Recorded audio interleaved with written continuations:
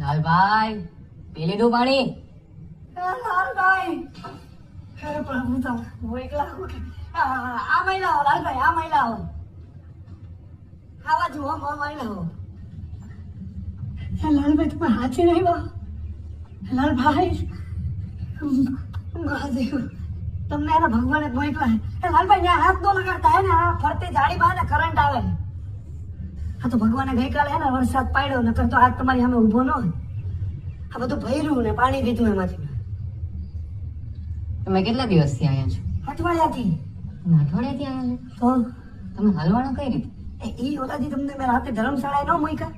પછી એને હું ઘેરે જતો હતો ને મારા ભાઈબંધ ને આવ્યો ફોન. મને કે કઈક ફેરો હે તો તું માર લઈશ. મેં કીધું હા. તો એમાં સામાન હતું બરાબર, આટલી મોટી પેટી હતી. તો ઈ હે ને ઓલા ગેટ થી ઢેડતો આવ્યો ને રસોડામાં મૂકતો હતો ને ત્યાં હે ને પાણી ઢોળાનું હતું. ત્યાં પગ લઈપતો દરવાજે માથું વાગ્યું. હું થઈ ગયો બેભાન ને હું બીજા દી ઉઠ્યો ત્યાં તાળું તો એ ખોયેલું મેં. તો એ શોટ લાગી ગયો. આ ટપકું દેખાય જોવો તમને. એ ફેલે દીધો હે ને આવડું મોટું હતું. પણ તમે આયા કેમ ના આવ્યા?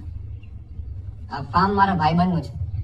હે એટલે આ ફાર્મ તમારા ભાઈબંધનું હે? તો ફોન કરો ને ચાવી માંગો, આ ખોલો ને. ઈ બહાર ગામ ગયો છે, નાની ચાવી મારી પાસે હે ને. હા એટલે જ કહું એને ફોન કરો ને. કોકને તો ચાવી બાવી દઈને ગયો હશે કે નહીં? હું તો અહીંયા ખાલી ગાયોનું ધ્યાન રાખવા આવ્યો છું. ગાયું આયા ક્યાં ગાયું? ગઈકાલ સુધી તો આયા ગાયું ને કાંઈ હતું નહીં. આજે કેમ નું આવ્યું નતું લાલભાઈ?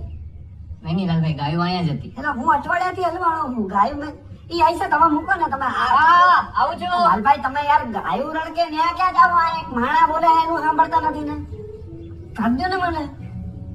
આ વાત ગળે ઉતરતી નથી લાલભાઈ. તમે જે રીતે અંદર હલવાણ આવ્યું એમાં હું નો ગળે ઉતરે લાલભાઈ. હું હે ને આવ્યો પેટી બારે હતી પાણી ઢોળાણું તું પગ લઈ તો દરવાજો માથે પાઈ ગયો. હું થઈ ગયો સાચું બોલો લાલભાઈ. લાલભાઈ સાચું કહું મારો પગ લગતો એ હું હે ને ચોરી કરવા આવ્યો તો યાર.